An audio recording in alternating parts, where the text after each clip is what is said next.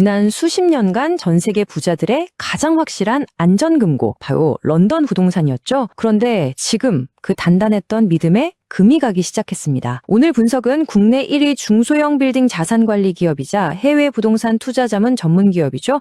글로벌 PMC 김용남 대표님의 뉴스핌 칼럼을 바탕으로 이 새로운 퍼즐을 한번 같이 맞춰보겠습니다. 사실 런던의 이야기는 단순히 한 도시의 부동산 시장 분석을 넘어서요. 이건 글로벌 자산 시장의 거대한 흐름을 읽을 수 있는 아주 중요한 단서가 되거든요. 네, 그래서 이번 시간에는 그냥 시장의 표면적인 현상만 훑는 게 아니라 이 구조적인 변화를 정확히 짚어낸 전문가의 깊이 있는 통찰을 여러분께 그대로 전달해 드리려고 합니다. 자, 그럼 먼저 지금 시장이 어떻게 쪼개지고 있는지부터 한번 보시죠. 런던 부동산 시장이 전체적으로 하락하는 게 아니에요. 아주 기이하게도 중심부는 텅 비고 외곽 지역만 성장하는 도넛 모양으로 재편되고 있습니다. 런던 부동산 퍼즐을 푸는 첫 번째 열쇠가 바로 이 지점에 있습니다. 왜 어떤 자산은 계속 오르는데 어떤 자산은 이렇게 외면받게 된 걸까요? 자, 그럼 이 두 자산의 성과가 구체적으로 얼마나 달라졌는지 명확한 데이터를 통해서 한번 확인해 보겠습니다. 여기 보세요. 아파트가 주택보다 팔리는데 거의 한 달 가까이 더 걸립니다. 이게 뭘 의미하겠어요? 아파트 시장의 현금화 능력, 그러니까 유동성이 아주 심각하게 떨어졌다는 뜻입니다. 자, 이 슬라이드에서 정말 흥미로운 부분이 바로 이겁니다. 고가 아파트 시장을 보니까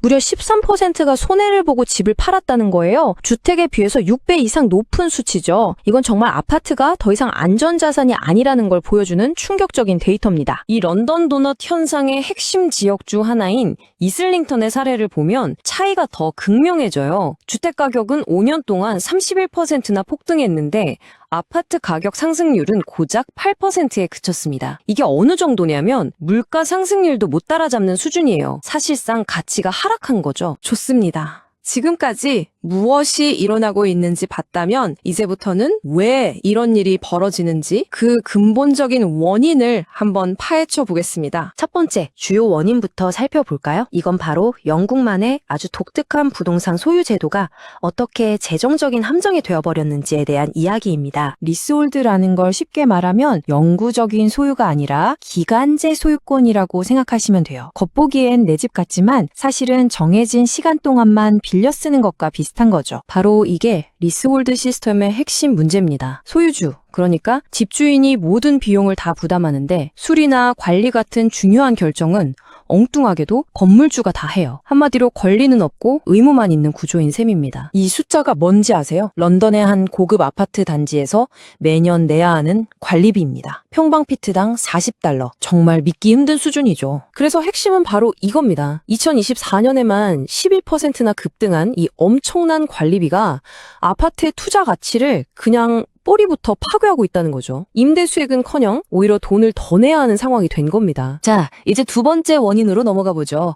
한때 런던 아파트 시장을 이끌었던 해외 투자가들. 이들을 겨냥해서 영국 정부가 세운 아주 높고 단단한 세금 장벽에 대한 이야기입니다. 이게 무슨 뜻이냐면 수십 년 동안 전 세계 부호들을 런던으로 끌어들였던 그 비거주자 세금 혜택이 하루아침에 그냥 사라져 버렸다는 겁니다. 새로운 세법은 솔직히 말해서 가혹할 정도입니다. 특히 10년 이상 거주하면 전 세계 모든 자산에 대해서 40%의 상속세를 물어야 하고요.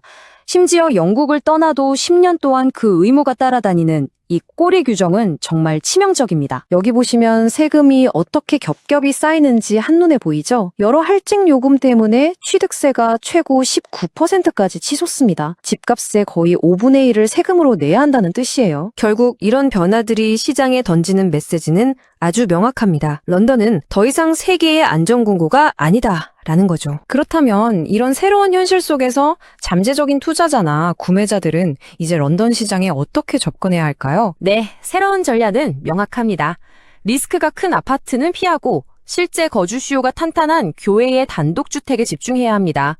때로는 높은 세금을 감수하고 구매하기보다는 임차하는 게 더 현명한 선택일 수도 있고요.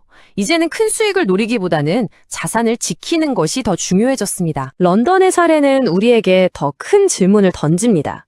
하나의 안전자산 시대가 끝나가고 있는 지금 과연 전 세계 부의 흐름은 어디로 향하게 될까요?